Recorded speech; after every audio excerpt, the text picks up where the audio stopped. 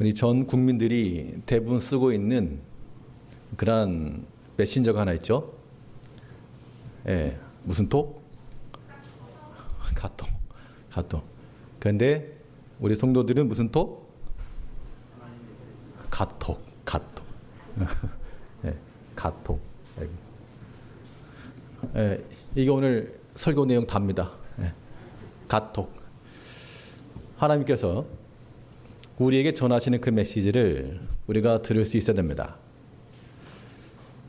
이 신구약 성경이 하나님께서 우리에게 주신 말씀인데, 우리 지난주에 그 구약 성경에 대해서 구약 성경을 크게 세 부분으로 나누면 오경, 크게 세 부분 나누면 오경, 선지서, 성문서. 그 선지서도 시기를 따라 전기와 후기로 나눌 수가 있겠고, 후기라고 한 후기 선지서도 내용에 따라서 길입니다. 길이.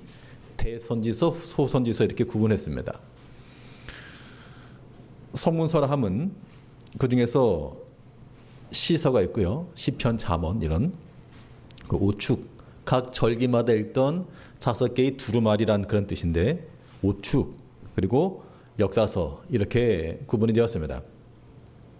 그래서 이제 뭐 구약 성경의 전체 내용을 다 알지 못하더라도 구약 39권의 큰 흐름의 세 부분으로 나뉜다. 그래서 이것은 오경, 선지서와 성문서로 나뉜다. 이 정도까지는 이해를 하면 되겠습니다. 오늘은 신약인데요. 신약도 마찬가지로 세 부분으로 나누게 되면 크게 역사서, 교리서, 예언서 이렇게 구분할 수 있겠습니다. 역사서라고 하는 것은 특히 이 복음서죠. 복음서와 선교서로 구분이 되는데, 복음서라고 하는 것은 마태, 마가, 누가, 요한, 이것은 같은 관점에서 기록하고 있다 그래서 공관복음이라고도 부릅니다. 여기 요한복음은 조금 특별하게 뭐 특수복음이라고도 말하는데 공관복음으로서 이렇게 구별하고 있고요.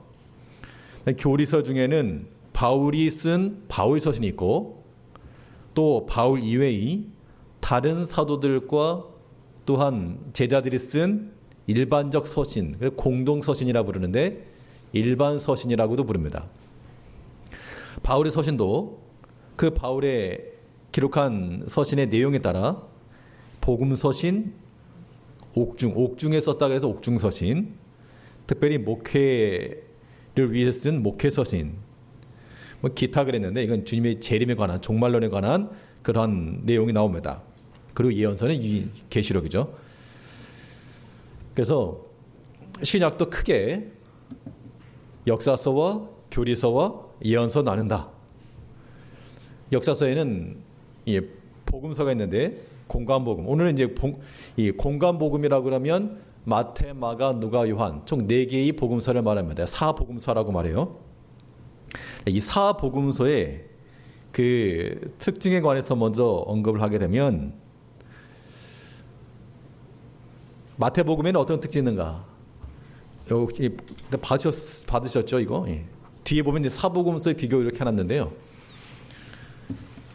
뭐 내용이 많아가지고 다 적지 못했습니다만, 근데 마태복음의 관점이라고 하는 것은 어떤 관점에서 기록했느냐라고 하는 것인데, 구약에 약속된 메시아, 즉 왕으로 오신 그리스도를 중심으로 말하고 있습니다. 그래서 마태복음 1장에서부터 여기는 족보가 나오는데 왕의 족보입니다. 그래서 그 왕의 후손으로서 오신 약속의 메시아의 관점이고요. 마가복음은 이 순종과 희생의 종으로서 오신, 구약에서 이렇게 예언된 그런 그리스도의 예표입니다. 그런데 마가복음은 뭐 태어날 때부터 무슨 족보 이런 내용 없이 바로 그리스도께서 역사 사역하신 장면이 바로 나오고 있습니다. 그래서 송아지 복음이다 그렇게 말하는데, 일했다 그런 얘기입니다. 마태복음은 사자복음이다 이렇게 얘기를 하고요. 왕에 대한 예표입니다. 누가복음은 흠이 없는 인자로, 사람의 아들 그랬는데 흠이 없는 인자로서 오신 그리스도를 예표하고 있다. 인자의 복음 그렇게도 말하고, 요한복음은 성육신하신 하나님의 아들 성자로서의 그리스도를 예표하고 있다. 위로부터 오신 그리스도, 그래서 독수리 복음 이렇게도 말합니다. 여기 복음을 복음이라고 읽으면 독수리 복음이 되니까, 이 별칭은 계시록 4장에 나오는 것을 예표로 든 겁니다. 계시록 4장에 보면 사자와도 같고 송아지와도 같고 사람과도 같고 독수리와도 같은 그런 형상을 가지고서 이야기를 한 겁니다. 이런 별칭이 있다, 그런 뜻이고요. 근데 마태복음에서 나오는 그 그리스도는 왕으로서 오신, 그래서 구약에 약속된 그 왕으로서, 왕의 후손으로 오신 그리스도를 보여주고 있고, 마가복음은 희생의 종으로서 소와 같이 일하시는 종의 모습으로 오셨고, 누가복음에서는 많은 사람들과 함께 어우르시는 그러한 사람으로, 또 요한복음에서는 하나님의 아들로서 이렇게 표현되고 있습니다. 내용인즉슨 사복음서에 관한 내용은 한번 살펴보시면 알 수가 있을 것 같고요. 대상은 마태복음은 유대인들을 대상으로, 유대인의 왕으로 오셨으니까 유대인들을 대상으로, 유대인만 보라는 건 아닌데 그 서신의 특징이 그러하다는 얘기죠. 또 마가복음은 마가 자체가 예수님의 12 제자 중에서 베드로의 영향을 많이 받고 베드로와 함께 복음을 사역했던, 그래서 이 로마에서도 함께 사역했다라고 그렇게 알려져 있는데, 로마인을 향해서. 누가복음은 헬라인들, 요한복음 온 인류를 대상으로 한다. 말하자면 이제 크게 보자면 그렇다는 것이죠. 꼭 이렇게만 해당되는 거 아닙니다. 그 내용의 주제를 보게 되면 마태복음은 하나님 나라의 도래함을 말하고 있고, 마가복음에서는 그리스도의 순종과 승리, 누가복음에서는 하나님과 사람 사이에 중보자로 오신 그러한 인자 되신 예수님, 요한복음에서는 그리스도의 신성, 그래서 하나님과 동등하시고 태초부터 계셨고 모든 것을 능력 가운데 행하시는 그리스도의 신성에 관한 이야기를 하고 있습니다. 그래서 우리가 신구약 성경을 살피면서 특별히 신약에서는 왜 그러면 굳이 이렇게 비슷비슷한 내용들을 반복해서 말을 할까? 굳이 사복음서가 이렇게 있을 이유가 무엇일까? 이거 다 필요해서 주신 거죠, 우리에게. 우리의 필요해서 주신 것인데 그만큼 입체적으로 그리스도를 조명하고 있다는 겁니다. 그래서 우리가 예수님에 대해서 우리가 배울 때에도 예수님이 누구신가? 여러분들 예수님을 누구라고 알고 계십니까? 그러니까 성경에서 말하는 예수님과 우리가 생각하는 예수님이 서로 다르다 그러면 이건 문제가 있는 거죠. 그러니까 성경이 잘못된 것은 아닐 거니까 우리가 알고 있는 그런 관점에서 이 그리스도에 대한 그런 이해를 폭을 넓혀야 됩니다.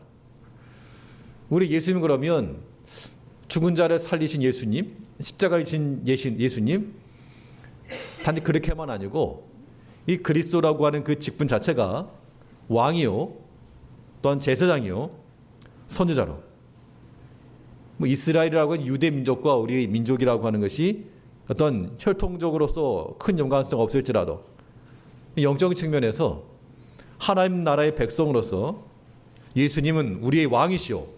지금 우리에게도 마찬가지입니다. 이 시대를 살아가는 우리 하나님 백성들에 있어서도 주님은 지금도 우리의 왕이시라. 왕이란 얘기는 무엇입니까? 백성이 없는 왕이 어디 있겠으며 주권이 없는 그 왕이 어디 있겠습니까? 예수님 우리의 왕이라고 하는 그 고백 속에는 우리가 그의 지도하심을 받고 그의 명령을 따르며 그 나라를 위해 살아간다라고 하는 신앙 고백이 동시에 들어가는 겁니다. 자, 그러면 질문을 다시 던지면 예수님이 누구신가? 예수님은 우리의 왕이시라. 요즘 같은 세상에 왕이 어디 있습니까? 그렇다고 대통령입니다 라고 말하기는 그렇고 우리의 모든 것을 주관하시는 그러한 왕이시오. 우리는 또한 그의 속한 백성으로 그를 위해 살아야 된다. 이것을 보여주고 있는 겁니다. 또 예수님은 누구신가? 예수님께서는 하나님의 뜻을 성취하기 위해서 이 땅에 오신 그러한 종과도 같은 우리를 위해서 역사를 이루신 하나님이시다. 그리스도라. 그러면 예수님께서 우리를 위해서 종과 같이 낮아지시고 일하셨다 그러면 우리는 그럼 뭐 할 것인가? 우리도 마찬가지로 같은 종이 되는 겁니다. 예수님께서 하나님의 뜻을 이루기 위해서 그 낮은 자리에서 섬기시는 그러한 순종과 희생의 종이 되신 것처럼 우리 또한 주를 섬김에 있어서 우리가 주인 행세, 주인 노릇을 하지 않고요. 참으로 주 앞에서 이러한 순종과 희생의 본을 보이는 우리가 되어야 됩니다. 우리가 믿음 생활 잘하고 계시지만 그러나 예수님께서 생각하신 것만큼의 그 수준에 우리가 도달할 수 없으므로 항상 우리 기준이라고 하는 것을 다른 사람에게 두면 안 돼요. 아, 저분은 안 하는데요. 그런 말은 참 어린아이와도 같은 말입니다. 우리의 기준은 주님께까지 나가야 됩니다. 예수님께서 그렇게 낮아지시고 그렇게 희생하시고 그렇게 우리를 위해서 충성하시고 그런 면을 따라 우리가 예수님을 닮아가는 것이죠. 또 성경이라고 하는 것은 이 예수님을 통하여서 우리의 모든 시간적 측면에서 과거와 현재와 미래와 우리의 영혼까지 아우르는 그러한 메시지를 던져주고 있습니다. 우리가 이 성경을 대하면서 우리는 무엇을 발견해야 되는가 하면 이미 이전에 계셨던 하나님의 크신 은혜, 우리 이전 가운데 역사하셨던 하나님을 기억을 하고 또 지금 현재 나를 지도하시고 인도하시는 그 하나님을 기억할 뿐만 아니라 또 앞으로 또 영원까지 인도하실 그 하나님을 기억하는 것. 그래서 성경을 본다라고 하는 것은 단지 하나의 문서를 보는 것이 아니라 여기서 우리는 우주를 보는 것이고요. 여기서 우리는 하나님의 창조를 보는 것이고 또 영원함을 본다는 겁니다. 그런 의미에서 우리가 이 성경을 귀히 여기고 또 아끼고 사랑하셔야 됩니다. 그 성경에 대해서는 그 내년도부터는 개정판으로 하기로 했죠. 아마 이번 주에 제 샘플을 좀 갖다 놓으라고 했고요. 일단 이야기는 20%까지는 할인하기로, 20%는 할인하기로. 좀 더 뭐 교섭할 수 있다 그러면 해보겠습니다만 우리가 이 하나님의 성경에 대해서 하나님의 말씀에 대해서 하나님의 말씀을 귀하게 읽는 마음으로 자 읽으셔야 되겠습니다. 그래서 이제 이런 것도 한번 했으면 좋겠다는 생각이 드는데 근데 뭘 하려고 그러면 하는 사람만 하죠. 사실은 하는 분만 하기 때문에 좀 그런 면이 안타깝기도 하고 뭐 호응이 잘 안 되는 경우도 없지 않아 있습니다만 성경 일독이라고 하는 걸 한번 전체적으로 하는 게 좋지 않을까. 필사도 필사인데 이게 직접 쓰는 것이 또 어려운 분들이 계시기 때문에 이번에 읽는 것으로 한번 일독을 한번 했으면 좋겠다. 그래서 그룹을 나눠가지고 신청을 받고 아예 성경 일독 하겠습니다 하는 분들 신청을 받아가지고 하라고 하면 잘 안 하니까 좀 푸시를 해가지고 읽었는지 항상 물어보고 체크해가지고 아무튼 한 바퀴 좀 빙 돌아볼까 그런 생각을 하고 있습니다. 사람 수가 많으면 좀 이렇게 그룹을 쳐서 맡길 거니까 아무튼 우리가 성경을 읽는다라고 하는 것 단지 성경을 읽는다는 그런 측면만이 아니고요. 여기서 우리는 하나님을 아는 것이고 예수를 발견하는 것이고 그런 의미에서 우리가 하나님의 말씀을 더 가까이 됩니다. 오늘 본문에서 뭘 말씀하고 있습니까? 이 성경이 어떠한 것이냐? 이 성경에는 우리의 구원이 들어있고 이 구원을 이루는 그 구원의 과정과 결과가 있으며 이것은 천사들도 살펴보길 원하는 것이다. 그렇게 말했습니다. 우리 본문 1장 12절 말씀에서 이 섬긴 바가 자기를 위한 것이 아니요 너희를 위한 것임이 계시로 알게 되었으니 이것은 하늘로부터 보내신 성령을 힘입어 복음을 전하는 자들로 이제 너희에게 고한 것이요 천사들도 살펴보기를 원하는 것이니라. 이 구원에 관한 이 메시지를 천사들도 살펴보길 원한답니다. 얼마나 이 귀하고 소중한지 천사들도 좀 나도 좀 보자 살펴보길 원하는 그 귀한 것임에도 불구하고 우리는 덮어놓고 산다.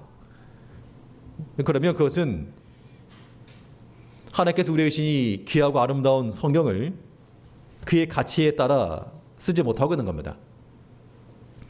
그래서 우리가 하나님의 말씀에 대해서는 성령을 힘입어 기록된 말씀이요.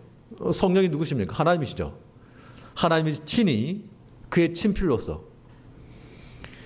이 역사적 가치를 말할 때 그 저자의 직접 사인이 들어있느냐, 그 한 글자가 있느냐, 그 원본이냐 아니냐에 따라서 그 가치는 천차만별일 것인데, 이 성경은 비록 오늘날 현대적 활자로 기록되었을지라도 이 내용과 의미 자체가 하나님께서 우리에게 주신 메시지요, 또 하나님을 진실히 섬겼던 그 사도들의 그 기록이라고 하는 것을 우리가 생각하게 되면 그냥 읽을 수가 없는 겁니다. 한 구절 한 구절이 의미가 있는 것이고 우리에게 울림을 주는 것이고 여기에는 하나님의 뜻이 담겨 있다라고 하는 겁니다. 그런 측면에서 우리가 성경을 대하고 읽으셔야 돼요. 이 사복음서에 관해서는 신학적인 그런 특징들도 있고요. 특히 예수님의 가상칠언 같은 경우에는, 가상칠언 이거 보면 이게 무슨 말인 거 하실지도 모르겠는데 중간 밑에 쯤에 보면 가상칠언이라고 있습니다. 예수님께서 십자가상에서 행하신 7마디 말씀, 그래서 가상칠언 그럽니다. 그게 이제 첫 글자를 따지고 용락, 모기, 갈성, 닭 이렇게 말하죠. 저들이 제일 용서해 주시옵소서. 예수님이 좌우편에 있던 강도들에게 내가 오늘 나와 함께 낙원에 이를 것이라. 그리고 그 제자에게 모친 마리아를 부탁하는 장면이 나오고요. 다 이루었다. 내 목이 마르다. 그리고 내 영혼을 부탁하나이다. 그런 말씀인데 이것도 사복음서에서 한 군데 다 나오는 것이 아니라 마태, 마가, 누가, 요한복음에 걸쳐서 나오는 것을 합쳐서 가상칠언 그렇게 말하고 있습니다. 중간에 영락사, 다모여 이거는 그냥 첫 글자를 딴 겁니다. 그래서 마태복음과 마가복음에서는 엘리 엘리 라마 사박다니라고 하는 그 말씀이 나오고 어찌하 나를 버리셨나이까 뭐 그 얘기죠. 영락사는 영은 내 영혼을, 밑에 성경 구절을 찾아보면 아시겠습니다만 내 영혼을 부탁하나이다. 낙은 낙원에 이를 것이라. 그래서 이 성경글 찾아보시면서 이 가상칠언의 내용이 무엇인지 한번 살펴보시고요. 무엇보다 중요한 것은 이 복음서를 통해서 구약에 계시되었던 그 그리스도가 예표가 되었다라고 하는 것인데, 그럼 사복음서만 그런가? 그렇지 않습니다. 다시 신약의 그 순서를 다시 보게 되면 이 공관복음서, 여기 예수님의 거의 일대기와 그 예수님의 그런 일생에 관한 내용이라 그러면, 또 사도행전 같은 경우는 성령 행전이다라고도 불립니다. 그래서 초대교회가 어떻게 해서 세워져 나갔는지 그 기록들이 나오고 있고요. 또 바울은 그의 교리를 따라 하나님께 주신 그러한 지혜를 가지고 우리가 어떻게 구원의 도에 이르는가, 구약에 예시되었던 그리스도가 신약에서 우리 어떻게 이해될 수 있는가 라고 하는 십자가의 도와 영원한 복음, 이런 것들을 우리에게 교훈하고 있습니다. 그리고 하나님의 교회가 어떠한지 각 서신들마다 특징들이 있어가지고 때로는 교회론에 관하여, 때로는 종말론에 관하여, 때로는 성도와의 그런 관계에 관하여 어떻게 교회를 이루어갈 것인가, 우리가 어떻게 또한 하나님의 교회의 충성된 일꾼으로 일할 것인가, 이 모든 것들이 이 바울 서신 가운데 기록되어 있습니다. 또 종말을 살아가는 성도들이 어떤 삶을 살 것이며, 고난 가운데 있는 성도들이 어떻게 하나님을 소망하고, 여러 가지 우리 삶 가운데서 우리 육신의 성장만 아니라 영적으로 성장하고 분별해야 될 것이 무엇인가 라고 하는 이러한 하나님의 말씀이 우리 가운데 주어져 있다. 그리고 요한계시록은 궁극적 승리와 구원의 예언이다 라고 이렇게 말했는데요. 근데 구약과 신약이라고 하는 것을 이렇게 구분해서 말씀드렸지만, 근데 성경을 살피면 구약과 신약이 서로 연결되어 있다라고 하는 것을 알게 됩니다. 그래서 저는 그 창세기를 강의하다가 코로나 때문에 멈춘 이후 이제 오후 시간에도 지금 다른 주제별로 하느라고 지금 멈춘 상태이긴 한데요. 이 계시록을 한번 살피고 나서 창세기를 보니까 이게 지금 양 끝인데 이게 굉장히 유사성이 있고 그 서로 연결되어 있다라고 하는 것을 느꼈습니다. 하나님의 창조와 그 에덴이죠. 에덴 동산이죠. 이것이 계시록이 나오는 새 예루살렘 성과 이것이 의미하는 바는 하나님의 교회입니다. 교회. 구약과 신약에서 말씀하고 있는 바는 공통된 하나의 메시지를 전하고 있는 것이죠. 그래서 그 그리스도 예수를 통하여서 또 우리가 이 땅 가운데서 어떻게 하나님의 교회를 세워나갈 것이고 어떻게 거룩한 공동체를 구성해 나갈 것인가 라고 하는 것, 이것이 굉장히 의미 있는 겁니다. 그러면 이제 오늘날 신약교회를 살아가는 우리 성도들은 뭐 당연히 성경 읽는 것은 기본적인 것이고요. 우리가 이 믿음을 가지고 살아간다고 했을 때 중요하게 여기셔야 될 것이 바로 교회입니다. 이 교회를 어떻게 세워나갈 것인가, 또 교회가 무엇인가라고 하는 그런 원론적인 질문부터 우리가 서로 성도 간의 하나됨을 어떻게 실천해 나갈 것인가, 이런 말씀을 한번 드리고 싶어요. 우리가 이제 교회라고 하는 하나의 공동체를 보였는데 이 공동체 내에서 중요한 것은 아무튼 연합이라고 하는 것을 깨뜨려서 안 된다는 겁니다. 예수님께서 하나 되게 하신 것이기 때문에 이것을 깨뜨리는 것을 우리는 상당히 조심하셔야 되고, 이거는 정말 굉장히 중요하게 세워놓은 건데 거기다 완전히 낙살한다거나 깨뜨리거나 그 똑같은 겁니다. 그리스도의 십자가의 원수가 되지 아니하도록 우리가 성도 간에 서로 사랑하고 서로 위하여 기도할 줄 알며 서로 마음을 합해주는 게 필요합니다. 근데 실상은 어떻습니까? 근데 실상은 뭐 사람 사이가 뭐 거의 비슷해가지고 우리가 서로 마음 가운데 있는 것들이 부딪힘이 될 때도 있고요. 또 우리가 형제 사랑을 말하지만 속으로는 그렇지 않을 때도 있다는 겁니다. 우리가 그런 것들을 항상 조심을 하시고 우리의 마음을 다하여서 참으로 내 사랑하는 자녀와도 같이, 내 형제와도 같이 그런 마음을 가지고 우리가 아끼고 사랑해야 됩니다. 여기 모든 성도님들은 한편으로는 내가 다른 사람들에 대해서도 그렇게 사랑함과 동시에 오해하지도 마셔야 됩니다. 이야기를 하다 보면 다 오해해, 다 오해. 서로 본심을 알지 못하고 겉으로 드러난 것 때문에 판단하고 그런 것이 때로는 상처가 되기도 하고 아픔이 되기도 하고, 근데 그런 것들도 이 건전한 공동체를 이루어감에 있어서는 큰 장애 요소입니다. 성장을 하셔야죠. 성장해야 됩니다. 그렇기 때문에 일단 우리 마음속에 그 누구라도 우리가 다 받아들이시고 다 용납해 주시고, 상처가 나면 어떻게 하라 그랬습니까? 상처가 나면요. 상처가 나면 뭐 손 잘라낼 수 없죠. 거기다가 후시든 바르고 날 때까지 기다려야 됩니다. 저 아픈 살덩어리가 내 살이 되기까지 그를 품어줘야 됩니다. 그렇지 않으면 이 건강한 모습이 될 수가 없죠. 또 우리 교회도 마찬가지입니다. 이제 앞으로 우리가 여기 있는 사람들만 우리끼리만 공동체가 될 수가 없죠. 또 만약에 새로운 사람이 들어온다. 그래서 이제 제가 성교적 관점을 말하는 것도 때로는 어떤 변화를 이야기할 때 왜 굳이 그렇게 해야 되느냐, 그렇게 말씀할 수도 있어요. 성경을 왜 굳이 바꾸려고 그러느냐. 그런데 이런 것들도 다 성교적 관점인 겁니다. 우리가 새로운 사람이 오거나 또 누군가 새로운 하나님의 교회를 찾아온다 했을 때에도 품어주고요, 또 하나 되게 하고, 이런 모습들이 일어날 때 우리에게 소망이 있는 겁니다. 우리가 하나님의 말씀이 신약과 구약에서 오늘 뭐 원론적인 내용이긴 한데요, 신구약 성경이라고 하는 하나님의 말씀이 우리 가운데 주어졌는데 이 말씀이 단지 하나의 기록된 책으로서만 아니라 나에게는 어떤 의미가 있는가, 이 하나님 말씀이 나에게 어떤 메시지를 던지고 있는가, 우리 그걸 살펴야 됩니다.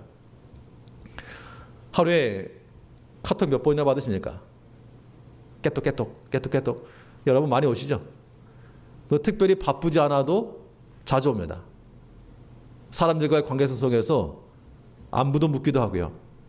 또 자기 뜻을 전하기도 하고 어떤 경우는 광고도 오기도 하고 우리가 그런 세상적인 메신저를 통하여서 사람의 생각도 전하고 받기도 하는데 우리가 하나님께로부터 오는 메시지를 받지 못한다 그러면 이거 완전 세상에 갇혀 사는 겁니다.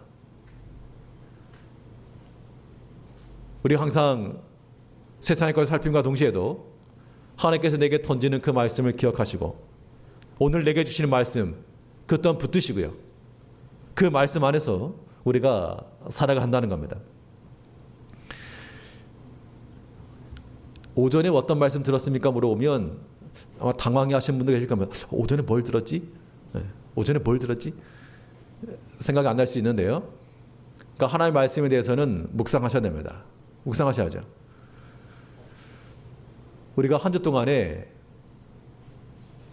하나님께서 우리에게 도와준 그 말씀을 따라서 우리 하나님 앞에 섬기는 자가 되고 인색함 없이 주를 섬기는 자가 되길 원합니다.